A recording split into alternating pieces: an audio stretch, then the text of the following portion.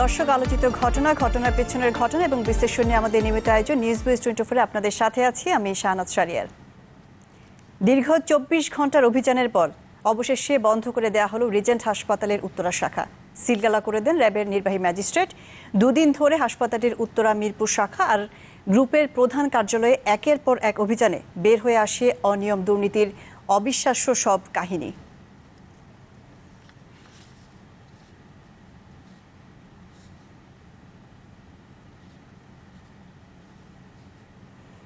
একে তো লাইসেন্স নেই, তার উপর কোভিড চিকিৎসার জন্য পেয়েছিল সরকারি অনুমোদন। বিনামূল্যে চিকিৎসা দেওয়ার কথা থাকলেও রোগীর কাছ থেকে নেওয়া হতো বিপুল পরিমাণ অর্থ। পরীক্ষা না করেই হাসপাতালটি দিয়েছে ৬,০০০-এরও বেশি ভুয়া করোনা রিপোর্ট।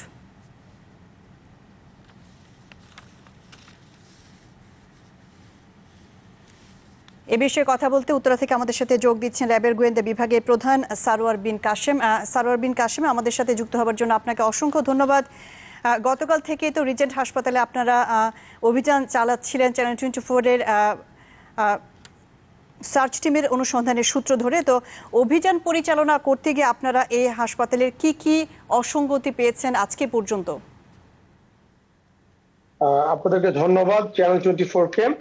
আমরা অবগত আছেন যে আমাদের যে র্যাবের গোয়েন্দা দল রয়েছে, আমরা কিছু কিছু তথ্য পাচ্ছিলাম এবং কিছু অভিযোগ পাচ্ছিলাম যে এই বিষয়ে যে রিজেন্ট হাসপাতাল তাদের কোভিড চিকিৎসার বিষয়ে তাদের নানা ধরনের অরাজকতা বা অব্যবস্থাপনা নিয়ে আমরা কিছু আমাদের কাছে তথ্য আসছিল।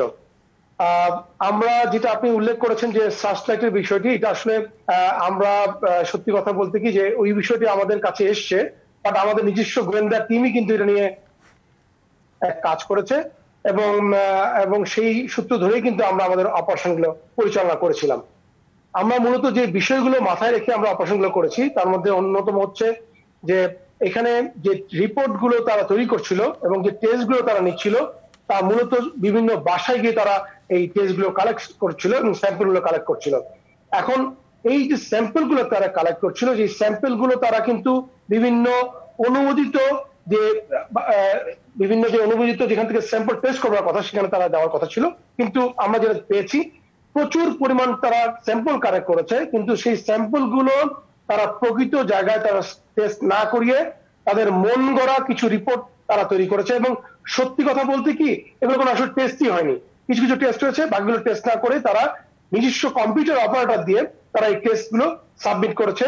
আপনি অবিশ্বাস্য হলো সত্যি যে বাংলাদেশের এই বর্তমান পরিস্থিতিতে কিছু অসাধু ব্যবসায়ী শুধুমাত্র আর্থিক লোভের জন্য তারা এই কাজগুলো করেছে।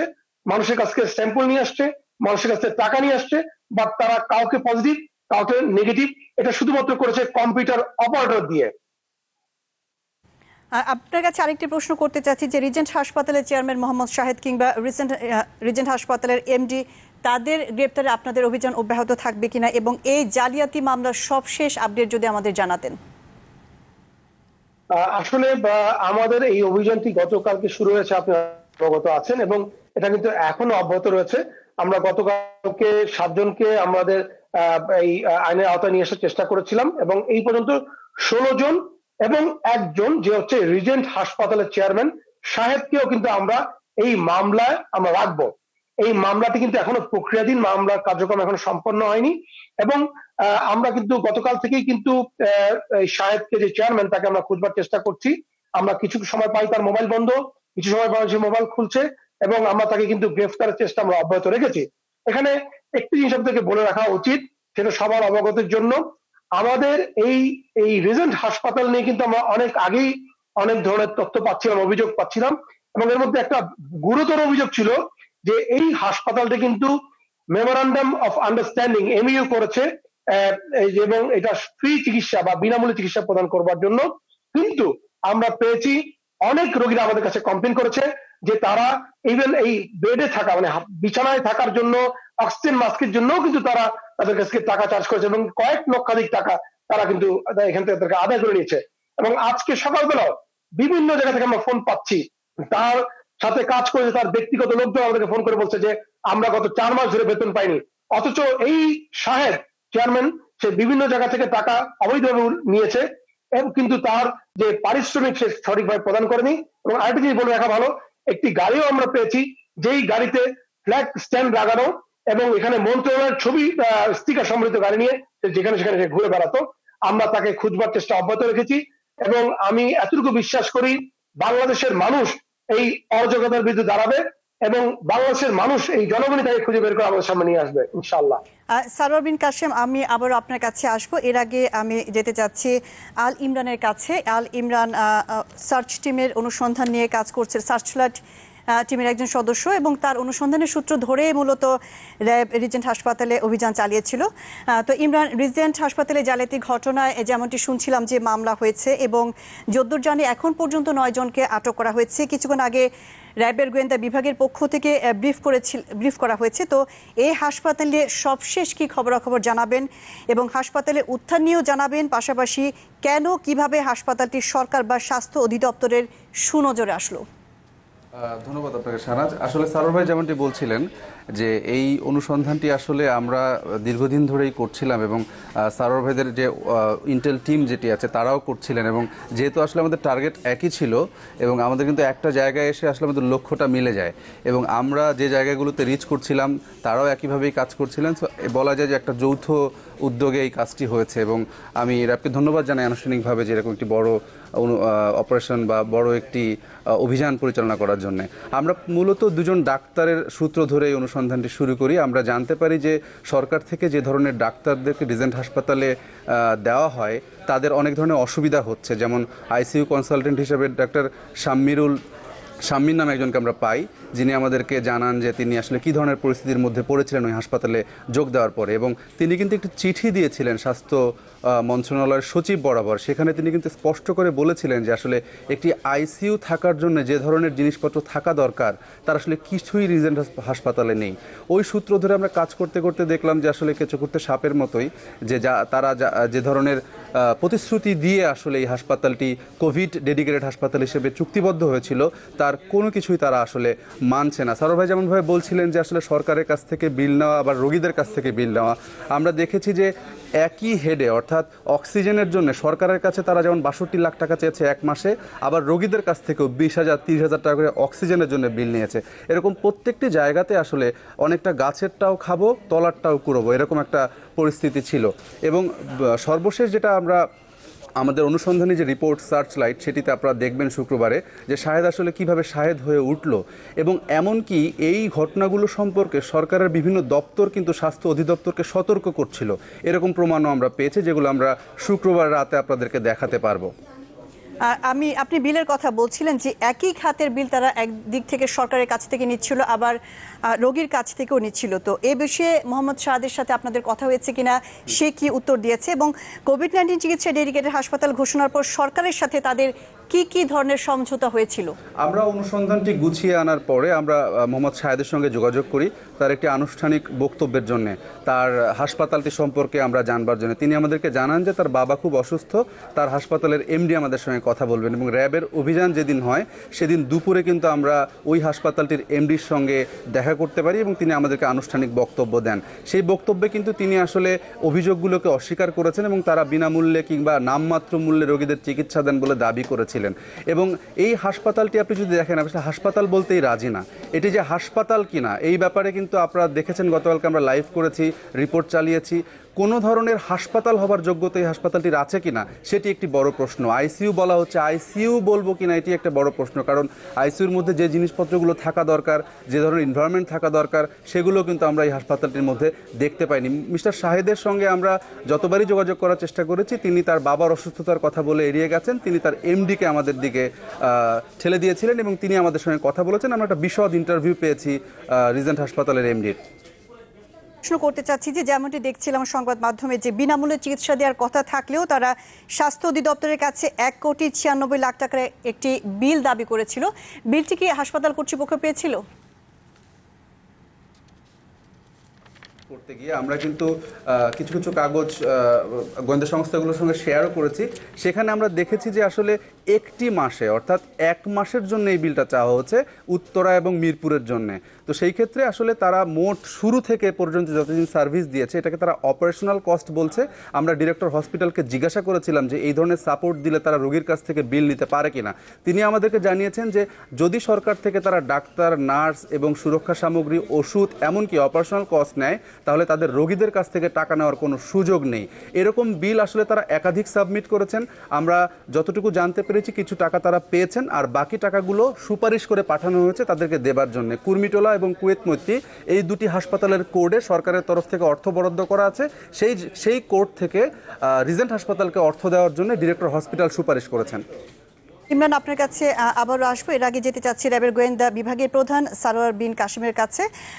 সারোয়ার বিন কাশেম, এই হাসপাতালের বিরুদ্ধে জালিয়াতি মামলার পাশাপাশি মানি লন্ডারিং এর কোনো মামলা হচ্ছে কিনা, আর হাসপাতালের উত্থান নিয়ে ইতোমধ্যে নিশ্চয়ই আপনারা জেনে গেছেন বা মোহাম্মদ শাহেদের চেয়ারম্যান তার উত্থানেও জেনে গেছেন, এ ব্যাপারে যদি আমাদের বিস্তারিত জানাতেন। ধন্যবাদ। এটা কিন্তু একটা প্রাসঙ্গিক বিষয় যে মানি লন্ডারিং এর মামলা হবে কিনা। অবশ্যই হতে হবে, কেন নয়? বিকজ আপনি দেখেন এই যে কথাগুলো আমরা বারবার বলছি যে সে বিভিন্ন জায়গা থেকে টাকাগুলো নিয়েছে। আজকেও আমাকে কিছুক্ষণ আগে একজন মহিলা ফোন করে জানালেন যে যখন তারা পুরো ফ্যামিলি কোভিডে আক্রান্ত বা তারা ধারণা করছে আক্রান্ত, তখন তারা এই রিজেন্টের সাথে যোগাযোগ করে। রিজেন্ট তাদের বাসায় লোক পাঠিয়ে দেয়, যে এই লোকটার নাম হচ্ছে পলাশ, আই রিপিট পলাশ, যাকে আমরা আমাদের এই আইনের আওতায় নিয়ে আসতে চাচ্ছি। সে বাসা থেকে স্যাম্পল কালেক্ট করে নিয়ে আসে এবং বিভিন্ন সময় তারা নানা ধরনের ভুয়া রিপোর্ট দেয়, যে কখনো বলেছে পজিটিভ, কখনো বলেছে নেগেটিভ। যদি 14 দিন কোয়ারেন্টাইন থাকার পরেও কেউ পজিটিভ রোগী যখন আবার চেক করতে গিয়েছে, তখন তারা এই পরবর্তী চেকের জন্য আবার তার থেকে 1000 থেকে 1000 টাকা নিয়েছে। এবং এই ভদ্রমহিলা আমাকে বলেছে এই গত মাত্র 20 দিনের মধ্যে সে 2,17,000 টাকা এই বাবদ সে খরচ করেছে। তাহলে চিন্তা করুন কি পরিমাণ টাকা এই অর্থে তারা ব্যয় হয়েছে। আমাদের কাছে যে প্রাথমিক তথ্য রয়েছে প্রায় 4,500 রিপোর্ট আমাদের হাতে রয়েছে, যা তারা বিভিন্ন সময় মানুষের স্যাম্পল কালেক্ট করেছে, যার অঙ্কে দাঁড়ায় অলমোস্ট 2 থেকে 2.5 কোটি টাকা। এই 2 কোটি 2.5 কোটি টাকার উৎস আমরা জানি, যা বিভিন্ন মানুষের কাছ থেকে বলবো যে অনেকটা প্রতারণা করে তারা নিয়ে এসছে। এবং এই প্রতারণার টাকা তারা কোথায় রেখেছে, কিভাবে রেখেছে, এই উৎস জানবার জন্য বা টাকার তথ্য জানবার জন্য অবশ্যই এটা মানি লন্ডারিং আইনে মামলা হওয়া উচিত।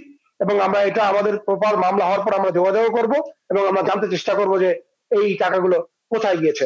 এবং একটি জিনিস আপনাকে বলে রাখা ভালো যে আমরা যখন তাদেরকে পাচ্ছিলাম বা তখন কিন্তু প্রাথমিকভাবে কেউই স্বীকার করছিল না। পরে যখন আমরা আমাদের এই গোয়েন্দা নজরদারি বৃদ্ধি করি এবং আমরা যখন তাদের কম্পিউটার অপারেটরকে যখন আমরা ধরি, তখন সে আমাদের কাছে সব সত্যিগুলো বলে দেয় যে এইগুলো কোথা থেকে এবং কিভাবে এতগুলো সে এতদিন ধরে এই অবৈধ কাজগুলো করছিল। এবং একটা জিনিস আপনারা জানিয়ে রাখি যে মানুষ কত রকম প্রতারণা করতে পারে।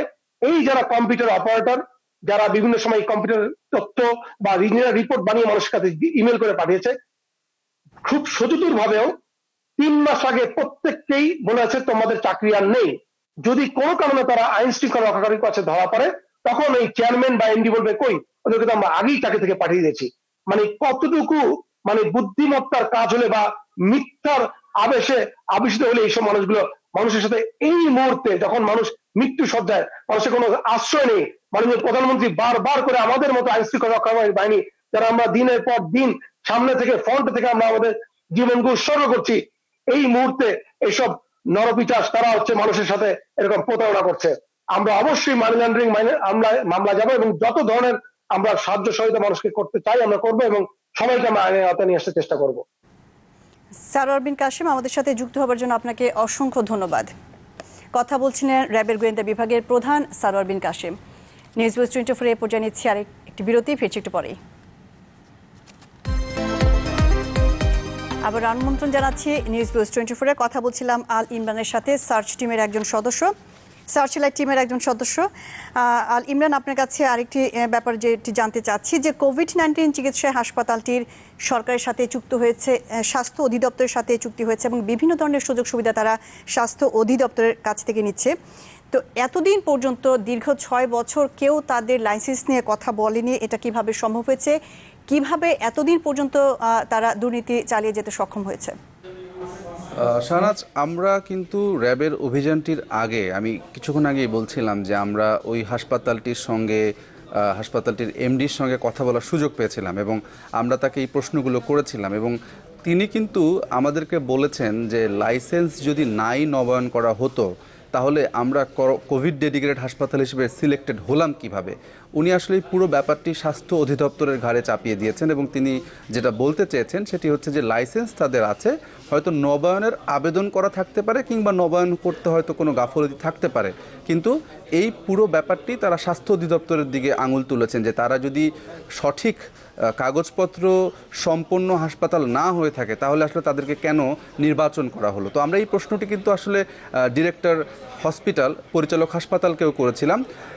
তিনি আমাদেরকে যেটি বলেছেন যে আসলে করোনাকালীন সময়ে তাদের আসলে অত কিছু চিন্তা করার সুযোগ ছিল না যে কোন হাসপাতালের কাগজপত্র নেই কিংবা কাদের আসলে নবায়ন করা নেই, কারণ একটি জরুরি পরিস্থিতি ছিল। মানবিক দিক বিবেচনায় তারা যেহেতু নিজ থেকে এগিয়ে এসেছিল তাদেরকে আসলে তারা নির্বাচন করেছে। কিন্তু আমাদের প্রশ্নটি হচ্ছে যে এই ধরনের লাইসেন্সপ্রাপ্ত হাসপাতালগুলোর কিন্তু নিয়মিত এক ধরনের ইন্সপেকশন হওয়ার কথা, অর্থাৎ তারা ঠিক মতো কার্যক্রম চালাচ্ছে কিনা, টেস্ট ল্যাবটা ঠিক মতো কাজ করছে কিনা, লাইসেন্স নবায়ন করা আছে কিনা, এই ব্যাপারগুলো কিন্তু দেখভাল করার দায়িত্ব স্বাস্থ্য অধিদপ্তরের। আমার কাছে মনে হচ্ছে সেই জায়গাতে স্পষ্টতই ব্যর্থতার পরিচয় দেওয়া হয়েছে এবং এই উভয় পক্ষের অর্থাৎ স্বাস্থ্য অধিদপ্তর এবং হাসপাতাল কর্তৃপক্ষের যে একটা সংযোগ, সেই সংযোগের একটা চূড়ান্ত বাজে রূপ হচ্ছে এই রিজেন্ট হসপিটালের এই কেলেঙ্কারি। আব্দুল্লাহ আল ইমরান, একটু পরে আপনার কাছে আসছি। এখন যেতে চাচ্ছি উত্তরাতে, সেখানে আছেন র্যাবের নির্বাহী ম্যাজিস্ট্রেট সারোয়ার আলম, আমরা চলে যাচ্ছি তার কাছে। সারোয়ার আলম, আপনি তো গতকাল থেকে অপারেশন পরিচালনা করছেন। অপারেশন করতে গিয়ে আপনি কি ধরনের অসঙ্গতি পেয়েছেন? কি মনে হচ্ছে আপনার এত বছর ধরে কিভাবে হাসপাতালটি তাদের জালিয়াতি কার্যক্রম পরিচালনা করে আসছিল আপনাদের নাকের ডগাতে? ধন্যবাদ আপনাকে। আসলে এই প্রতিষ্ঠানটি 14 সালের পরে লাইসেন্স নবায়ন করেনি। তো আমরা কিন্তু ইতিপূর্বে এই প্রতিষ্ঠানটিকে পেনাল্টি ইম্পোজ করেছিলাম বা করা হয়েছিল এবং কিন্তু তাকে এই নবায়ন করার জন্য একটা সুযোগ করে দেওয়া হচ্ছে যে অবশ্যই সে নবায়ন করে, আমরা সিল বন্ধ না করে। এবং সে আমাদেরকে সব করেছিল যে কমিটমেন্ট করেছিল যে সে নবায়ন করে নেবে, কিন্তু সে আসলে নবায়ন করেনি। তো এবার যেটি হয়েছে আসলে আপনার যখন এই যে করোনার শুরু হলো তখন আসলে যখন বেসরকারি অনেক প্রতিষ্ঠানে যখন সেবা দিচ্ছিল না কোভিড বা নন কোভিড কাউকেই, সেই অবস্থায় আসলে এই প্রতিষ্ঠানটি এগিয়ে আসে যে তারা আসলে সেবা দিবে। তো অবশ্যই আসলে তখন আমরা ওয়েলকাম করি যে এটা অবশ্যই ভালো দিক, যদিও তার লাইসেন্স নবায়ন ছিল না। তো তখন লাইসেন্স নবায়ন থাকা সেবাটাকে এক্সপ্লয়েট করা বা এটাকে অ্যাভেলেবেল করা, তো সেই শর্তেই আসলে তার সাথে একটা আমাদের ডিজি হেলথে একটা এমওইউ হয় এবং এই এমওইউটা কিন্তু এক ধরনের ওই লাইসেন্সের রিকোয়ারমেন্টের মতো, যে তার আসলে কি করতে হবে, টার্মস এন্ড কন্ডিশন কি কোয়ালিটি মেনটেন করতে হবে। তো একটা লাইসেন্স দিতে গেলে যেরকম কোয়ালিটি মেনটেন করতে হয়, ঠিক ওইখানে কিন্তু ওই কোয়ালিটিগুলো বা ওই রিকোয়ারমেন্টগুলোই কিন্তু আসলে আমাদের এমওইউতে রয়েছে এবং সেই এমওইউতে কিন্তু মেনেই কিন্তু সেও স্বাক্ষর করেছে এবং একটা আমাদের ডিজি হেলথ তারা কিন্তু এগ্রি করেছে বা অ্যাকসেপ্ট এটা। কিন্তু দুঃখজনক হলো আসলে সেই সুযোগের আড়লে যেটা করেছে খুব মারাত্মক প্রতারণা করেছে, কারণ তাকে পারমিশনটি দেওয়া হয়েছিল সেটি হচ্ছে যে তার এখানে যে সমস্ত কোভিড পেশেন্টরা ভর্তি হবে তাদের স্যাম্পল সে কালেকশন করে আমাদের সরকারি প্রতিষ্ঠান আইইডিসিআর, আইপিএইচ অথবা হচ্ছে আপনার নিপসম থেকে টেস্ট করাবে। কিন্তু সে এর বাইরে যেটি করেছে, বিভিন্ন লোকের কাছে বাসা থেকে স্যাম্পল কালেকশন করে সেই স্যাম্পলগুলি সে নিয়ে আমাদের কিছু স্যাম্পল আমাদের আইপিএইচ বা আইডিসিআর করিয়েছে, আর কিছু বাবাকে স্যাম্পলে টেস্টই করে করেনি এবং এই প্রত্যেক ক্ষেত্রেই কিন্তু সে টাকা নিয়েছে, অথচ সরকার প্রত্যেক প্রতিষ্ঠানে কিন্তু ফ্রি করিয়েছে। আমরা দেখেছি হিসাব দেখে, এখানে ডাটা দেখে যে 4264 জনের স্যাম্পল সে আইইডিসিআর এবং আইপিএস বা ডিপসন থেকে করিয়েছে, আর এর বাইরে প্রায় 6000 মতো স্যাম্পল যেগুলো আসলে কোনো স্টেট রেকর্ড আমরা পাইনি, কিছু রেকর্ড পেয়েছি এবং স্টাফদের সাথে কথাবার্তা হিসাব নিকাশ করে মোটামুটি আমরা যে অ্যাসেসমেন্ট পেয়েছি প্রায় 6000+ হচ্ছে স্যাম্পল সে টেস্ট না করি এই স্যাম্পলগুলি কালেকশন করে। আমরা এখন যে অফিসটিতে বসে আছি এটি রিজেন্ট গ্রুপের হেড অফিস, এই অফিসে স্যাম্পলগুলি নিয়ে আসতো এবং আমার ঠিক আমি যেখানে বসে আছি ঠিক পাশের রুমে স্যাম্পলগুলি রাখতো এবং সেখানে আপনার 5-6 দিনের স্যাম্পল একসাথে জমা করে এগুলো ফেলে দিত, আর এখান থেকে কম্পিউটারে প্রিন্ট করে রিপোর্টগুলি লোকজনের কাছে মেইলে পৌঁছে দিত। তাহলে সে এখানে অপরাধ করেছে কয়েকটি। একটি হচ্ছে টাকা নেওয়ার তার কোনো সুযোগ ছিল না, সে প্রথমত তার পারমিশনই ছিল না, দ্বিতীয়ত টাকা নেওয়ার কোনো সুযোগ ছিল না, সে এই টাকাও নিয়েছে। আবার সারোয়ার আলম, কিন্তু সে আমাদের সাথে যুক্ত না হওয়ার করে জন্য আপনাকে অসংখ্য ধন্যবাদ। এবার চলে যাচ্ছে ইমরানের কাছে। ইমরান, শেষ প্রশ্ন আপনার কাছে। আপনারা অর্থাৎ চ্যানেল 24 এর সার্চ লাইটের অনুসন্ধানের সূত্র ধরেই কিন্তু র্যাব অভিযান চালিয়েছে গতকাল থেকে। তো অনুসন্ধান করতে গিয়ে আপনারা কি কি অসঙ্গতি পেয়েছেন যা নাড়া দেওয়ার মতো, এবং অনুসন্ধানে কোনো ধরনের প্রতিবন্ধকতা এসেছে হলো কিনা, এবং আপনাদের এই টিমের অনুসন্ধানের সবশেষ আপডেট আমরা কবে দেখতে পাবো? শাহনাজ, আপনি জানেন যে ইতিমধ্যে আমাদের অনুসন্ধানের একটা বড় অংশ কিন্তু দেশ ও জাতি জেনেছে। র্যাব যে অভিযানটি পরিচালনা করেছে, সারোয়ার আলম যে তথ্যগুলো দিচ্ছেন, তার একটি বড় অংশ কিন্তু আসলে আমাদেরই ফিল্ড পর্যায়ের তদন্তেরই একটি অংশ, এবং আমরাই কিন্তু আসলে এই হাসপাতালটির যে লাইসেন্স নেই, নবায়ন করা নেই 2014 সালের পর থেকে, সেটা আমি সংগ্রহ করেছিলাম। তো সব কিছু মিলে কিছু একটা বড় অংশ ইতিমধ্যেই দেশজাতি জেনেছে, এবং আমরা কিন্তু এই অনুসন্ধানের পুরো প্রক্রিয়াটি আসলে কিভাবে, কাদের কাছ থেকে, কত টাকার বিনিময়ে, কোন প্রক্রিয়ার মাধ্যমে এই টেস্টগুলো, ভুয়া টেস্টগুলো করা হয়েছে, সেগুলো আমরা দেখাবো, এবং কারা কারা যুক্ত ছিলেন, কাদের কাদের সহযোগিতায় এই হাসপাতালটি ফুলে ফেপে একেবারে এই মহিরুহে পরিণত হয়েছিল, সেটি আমরা দেখাবো। এবং এই পুরো ঘটনাটি নিয়ে সার্চ লাইটের একটি বিশেষ অনুসন্ধানী পর্ব আগামী শুক্রবার রাত 9টায় আমরা প্রচার করব। সেই মোতাবেক প্রস্তুতি নিচ্ছি, এবং এই অনুসন্ধান এখন পর্যন্ত যতটুকু বাইরে এসছে, তার বাইরেও আরও অনেক এমন কিছু রয়েছে যা চমকে যাবার মতো। সেই বিষয়গুলো নিয়ে আমরা নিশ্চয়ই দর্শকদের সামনে হাজির হব। আপনাদের সবাইকে অনুরোধ করব শুক্রবার রাত 9টায় সার্চ লাইট দেখার জন্য। আল ইমরান, আপনাকে অসংখ্য ধন্যবাদ আমাদের সাথে যুক্ত হওয়ার জন্য। কথা বলছিলাম সার্চ লাইটের একজন সদস্য আল ইমরানের সাথে। নিউজ বিএস 24 এ পর্যায়ে নিচ্ছি একটি বিরতি, ফিরছি একটু পরেই। আবার আমন্ত্রণ জানাচ্ছি নিউজ বিএস 24 এ। মেঘনা নদীতে প্রবল স্রোতে ফাটল দেখা দিয়েছে চাঁদপুর শহররক্ষা বাঁধে। এতে ঘরবাড়ি হারানোর আতঙ্কে রয়েছেন স্থানীয়রা। কর্তৃপক্ষ জানিয়েছে গেল কয়েকদিন ধরে বিপদসীমার উপরে বইছে মেঘনার পানি বেড়ে যাওয়া এবং প্রবল স্রোতে শহররক্ষা বাঁধের হরিণসভা এলাকার কয়েকটি স্থানে ফাটল দেখা দিয়েছে। ভাঙন হুমকিতে রয়েছে বসতবাড়ি, ধর্মীয় উপাসনালয়, ব্যবসার প্রতিষ্ঠান। ভাঙন রোধে বালু ভর্তি বস্তা ফেলছে পানি উন্নয়ন বোর্ড। এদিকে যমুনা, ব্রহ্মপুত্র, তিস্তা সহ বেশিরভাগ নদীর পানি কমতে শুরু করেছে। তবে ভাঙন অব্যাহত আছে সিরাজগঞ্জ, গাইবান্ধা, টাঙ্গাইল, জামালপুরে। পদ্মার পানি স্থিতিশীল রয়েছে ফরিদপুর, রাজবাড়ীর অংশে।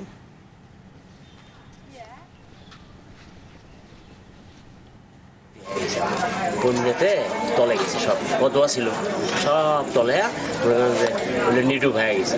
এই সব মিলে মনে হয় 4,000 বিঘা জমি ফসল যাতে মনে নষ্ট হয়ে গেল এই বন্যার কারণে। শেরপুর থেকে নদী ভাঙনের সবশেষ খবরাখবর জানাতে আমাদের সাথে যোগ দিচ্ছেন ইমরান হোসেন রাব্বি। রাব্বি, সবশেষ পরিস্থিতি যদি আপনি জানাতেন নদী ভাঙনের। শাহনাজ, আমি আছি এই মুহূর্তে শেরপুর সদর উপজেলার ব্রহ্মপুত্র নদের পাড়ে।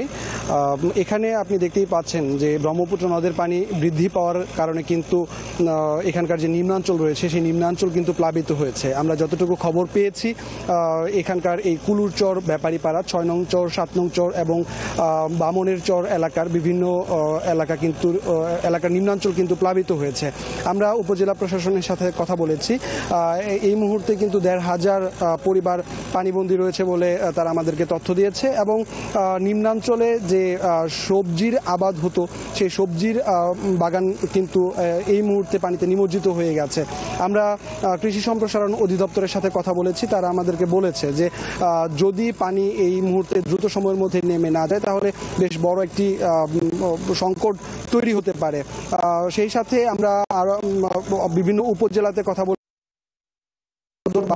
যে শেরপুর জেলার আরো 4টি উপজেলা রয়েছে, সেই উপজেলাগুলো দিয়ে যে পাহাড়ের পানি, পাহাড়ি ঢলগুলো যে প্রবাহিত হয় যে নদীগুলো দিয়ে, সেই নদীগুলোর পানি কিন্তু ইতোমধ্যে প্রবাহিত হচ্ছে ঠিকই, কিন্তু কোনো নিম্নাঞ্চল প্লাবিত হওয়ার বা নিম্নাঞ্চলে পানি প্রবেশ করার কোনো খবর কিন্তু আমরা এই মুহূর্তে পাইনি।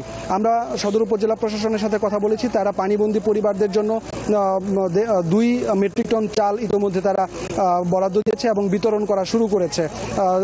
আমরা জেলা প্রশাসনের সাথে কথা বলেছি। তারা আমাদেরকে যে তথ্য দিয়েছে যে যদি বৃষ্টি অব্যাহত থাকে পানি প্রতিবারে একটু বাড়তে, কিন্তু এখন পর্যন্ত কিন্তু বৃষ্টি অব্যাহত থাকে তাহলে কিন্তু এই পানি আবারও বৃদ্ধি পেতে পারে বলে আমাদেরকে বলেছে। ইমরান হোসেন রাব্বি আমাদের সাথে যুক্ত হবার জন্য আপনাকে অসংখ্য ধন্যবাদ। মেঘনা স্রোতে চাঁদপুর শহরকা বাঁধে ফাটল, এ নিয়ে আরো জানাতে সরাসরি যোগ দিচ্ছেন আল ইমরান শোভন। শোভন, অনেক ফসলের জমি তলিয়ে গেছে, বীজতলা তলিয়ে গেছে, পুকুরের মাছও কিন্তু ভেসে গেছে। তো যেমনটি দেখছিলাম বিভিন্ন সংবাদ মাধ্যমগুলোতে, তাদের ক্ষতিপূরণে কৃষি সম্প্রসারণ অধিদপ্তর কি করছে?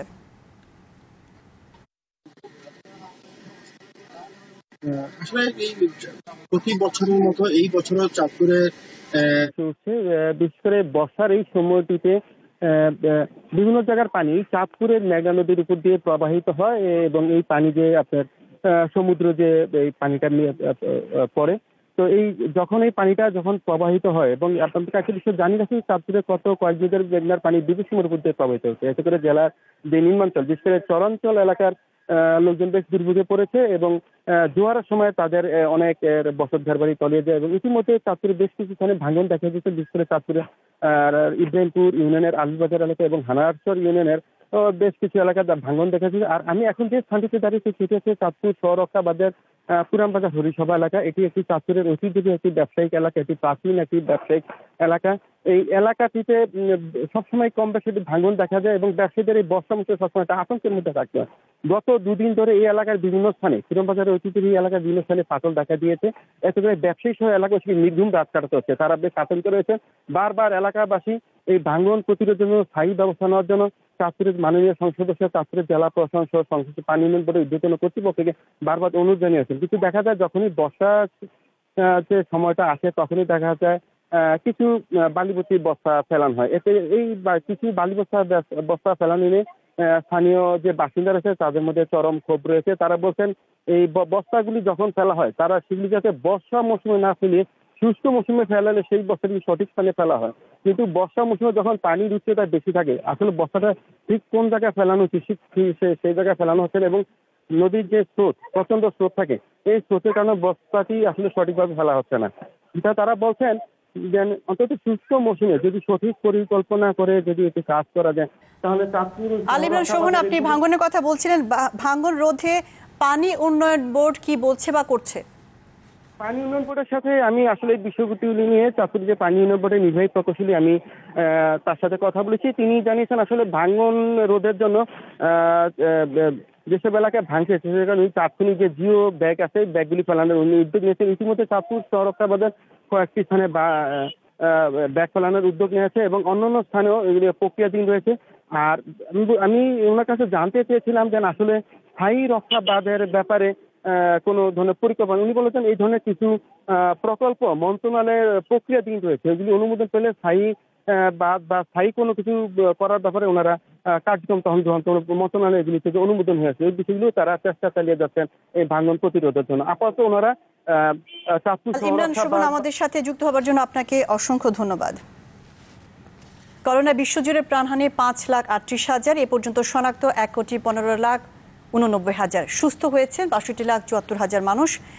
আজ কোভ্যাক্সিন নামে ভারতের প্রথম করোনা টিকা মানবদেহে পরীক্ষা শুরু হচ্ছে। আর ব্রাজিলে টিকার চূড়ান্ত ধাপের পরীক্ষা শুরু করেছে চীনা কোম্পানি সিনোভ্যাক। ভারতে আরও 23,000 কোভিড-19 রোগী শনাক্ত নিয়ে দেশটিতে আক্রান্ত 7 লাখ ছাড়ালো। যুক্তরাষ্ট্রে বেশি সংক্রমিত ফ্লোরিডা এবং টেক্সাস সহ 14টি রাজ্যে। দেশটিতে প্রাণহানি 1,30,000, আক্রান্ত প্রায় 30 লাখ। ব্রাজিলে আরও 20,000 শনাক্তের পর আক্রান্ত দাঁড়িয়েছে 16,23,000। অস্ট্রেলিয়ার ভিক্টোরিয়ায় একদিনের সর্বোচ্চ 191 জন, দক্ষিণ আফ্রিকাতে 8,000, পাকিস্তানে 3,300, ইন্দোনেশিয়াতে 70, ভিয়েতনামে আরও 14, কাতারে নতুন করে 546 জন শনাক্ত হয়েছে। খুলে দেওয়া হয়েছে প্যারিসের লুভর মিউজিয়াম। ব্রাজিল, ইতালি সহ বিভিন্ন দেশে খুলেছে শিক্ষা প্রতিষ্ঠান। বাস, ট্রেন, ট্রাম সহ গণপরিবহনে মাস্ক বাধ্যতামূলক করেছে সুইজারল্যান্ড। 15 জুলাই থেকে গ্রিস এবং যুক্তরাজ্যের মধ্যে ফ্লাইট সচল হচ্ছে।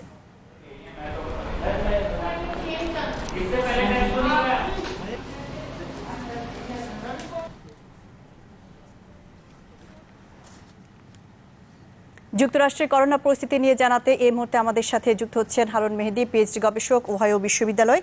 হারুন মেহেদী, আপনাদের সাথে যুক্ত হওয়ার জন্য আপনাকে অসংখ্য ধন্যবাদ। করোনা ভাইরাস সংক্রমিত রোগীর সংখ্যা এবং মৃত্যুতে যুক্তরাষ্ট্রের ধারে কাছে কেউ নেই, আক্রান্ত 30 লাখ ছাড়িয়েছে। এবং মারা গেছে 1,33,000-এরও বেশি। তো হোয়াইট হাউসের করোনা ভাইরাস টাস্ক ফোর্সের গুরুত্বপূর্ণ একজন সদস্য কিন্তু মার্কিন কংগ্রেসকে বলেছিলেন যে আক্রান্তের সংখ্যা প্রতিদিন 1 লাখ ছাড়িয়ে যেতে পারে এবং গত কয়েকদিনে কিন্তু 50,000-এর উপরে সেটি। তো এখন সংক্রমণ রোধে কি কি পদক্ষেপ নেওয়া হচ্ছে যুক্তরাষ্ট্রে, বা আপনারা কতটা সতর্ক আছেন এই সংক্রমণ রোধে? জি ধন্যবাদ। হ্যাঁ, আপনি ঠিকই বলেছেন যে যুক্তরাষ্ট্রে যেভাবে নিউ ইয়র্ক এবং নিউ জার্সি বা এই স্টেটগুলোতে কমতে শুরু করেছে, ঠিক সেই অর্থে কিন্তু অন্যান্য স্টেটে ওভাবে কমেনি, বরং এখন দেখা যাচ্ছে যে এটা অনেক স্টেটে গত 14 দিনের হিসাব যদি আমরা দেখি, যে দেখা যায় যে অনেকগুলো স্টেটে কিন্তু মানে 100 ভাগের উপর যে এই সংক্রমণটা বেড়েছে, নতুন করে যে সংক্রমণের হারটা। এবং যেটা দেখা যায় যে অনেকগুলো স্টেটে, আমি যদি বলি যে প্রায় 24টা স্টেটের মতো, তারা কিন্তু তাদের আগের যে অবস্থান, যে মানে রিওপেনিং করে দিবে এই ধরনের একটা টেন্ডেন্সি শুরু হয়েছিল, ওখান থেকে কিন্তু পিছিয়ে হচ্ছে। এবং প্রায় 24টা স্টেট তারা কিন্তু আবার হয়তো সেই রিওপেনিং এর দিকে যাচ্ছে না, এই ধরনের একটা সিদ্ধান্ত নিতে যাচ্ছে। সো এই পরিস্থিতিতে আমরা যেটা দেখি যে অনেকগুলো স্টেট, বিশেষ করে ফ্লোরিডা সহ বা বিশেষ করে সাউথ বেল্টের যে স্টেটগুলো, এই দিকে কিন্তু সংক্রমণের হার কমেনি, বরং বাড়ছে।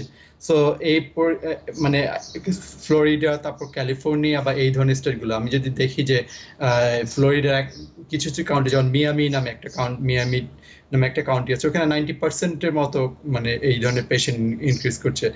এবং এই প্রেক্ষিতে নতুন যে স্টেটগুলো অনেক বেশি আক্রান্ত হচ্ছে, এই স্টেটগুলোর কিন্তু মানে খুব বেশি প্রিপারেশন নেই।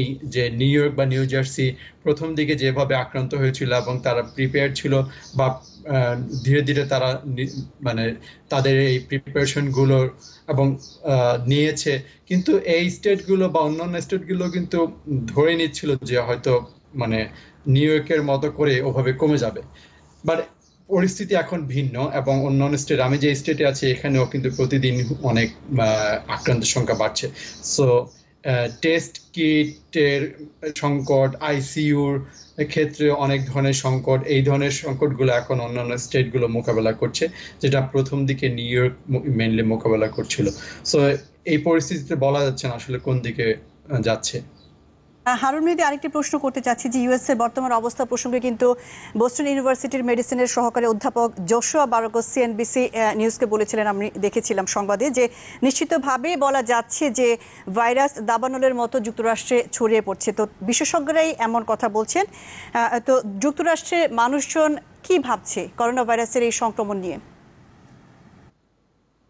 তো এটা নিয়ে এখন আপনি জানেন যে এখানে সামার চলছে, মানুষ এই সময়টাতে নর্মালি বের হয়, মানুষ বিভিন্ন জায়গায় ঘুরে ফিরে এই ধরনের মানে এক ধরনের ছুটি কাটানোর মতো এক ধরনের টেন্ডেন্সি তৈরি হয়।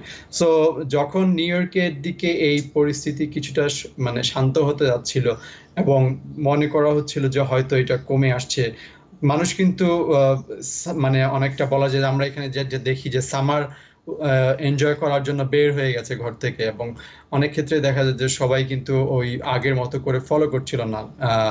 আমি যদি গত 14-15 দিন আগের মানে পরিস্থিতি দেখি, যে হয়তো খুব একটা মাস্ক পরছিল না বা সোশ্যাল ডিস্টেন্সিং ওভাবে মেনটেন করছিল না।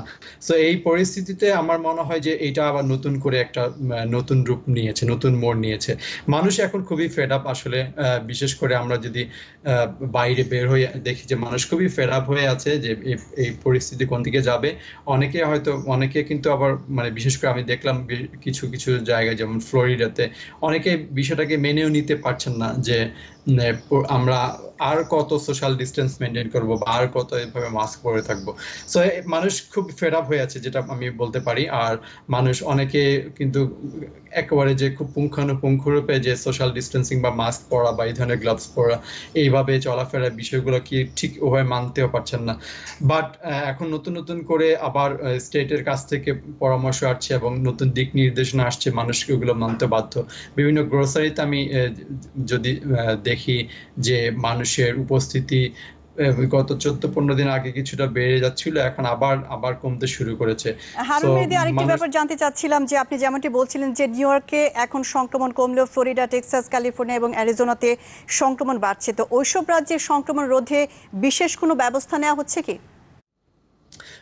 এখন পর্যন্ত বিশেষ ব্যবস্থা হচ্ছে প্রিপারেশন গুলো, যে আইসিইউ কে তৈরি করে রাখা বা হচ্ছে টেস্ট করা, এই ধরনের কাজগুলোকে উপর মনোযোগ দিচ্ছে, যেন এখানে যদি সংক্রমণভাবে নিউ ইয়র্কের মতো করে ছড়ায় যেন যথাযথভাবে ব্যবস্থা নিতে পারে।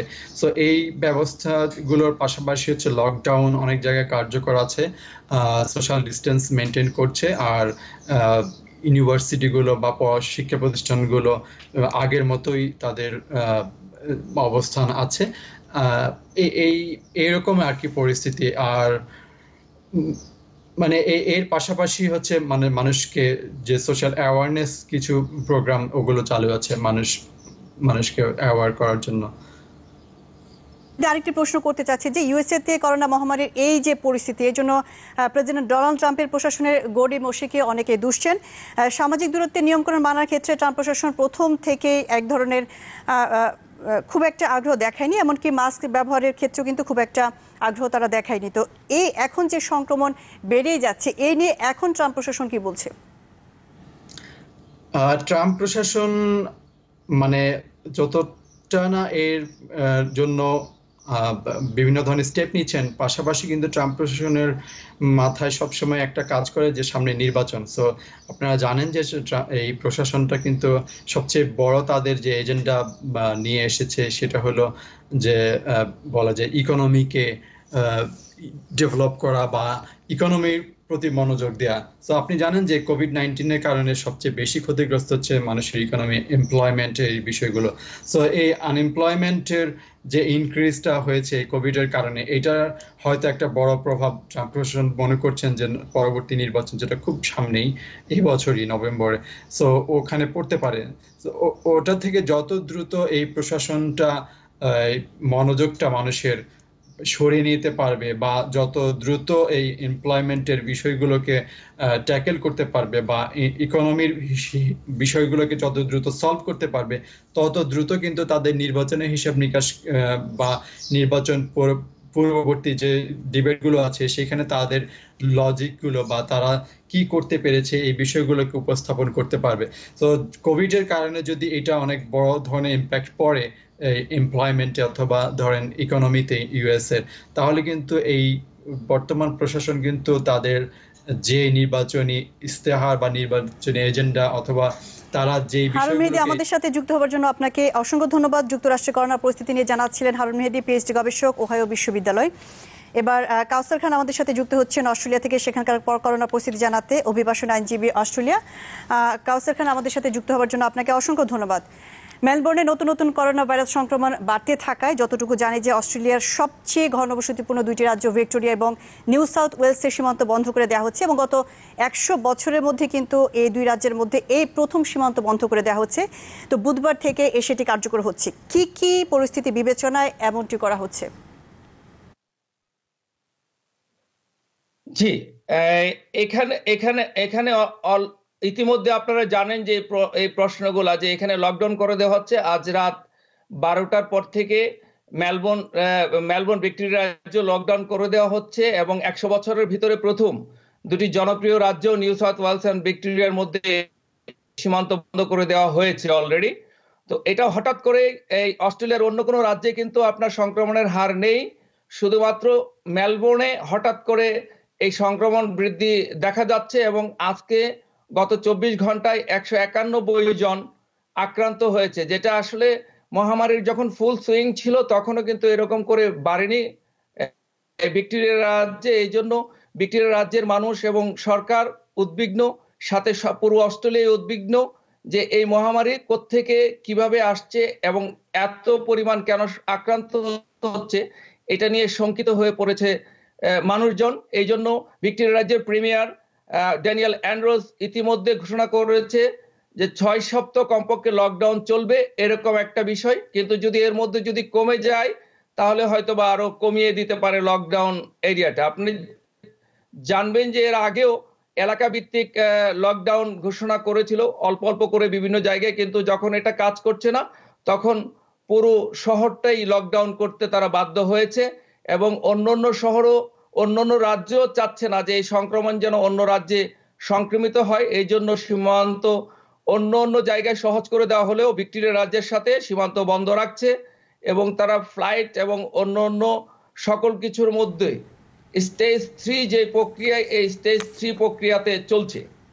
কাউসার খান, আমাদের সাথে যুক্ত হওয়ার জন্য আপনাকে অসংখ্য ধন্যবাদ। অস্ট্রেলিয়ার করোনা পরিস্থিতি নিয়ে জানাচ্ছিলেন কাউসার খান, অভিবাসন আইনজীবী। এই ছিল আজকের নিউজ বিউজ 24 এর সাথে থাকার জন্য ধন্যবাদ সবাইকে।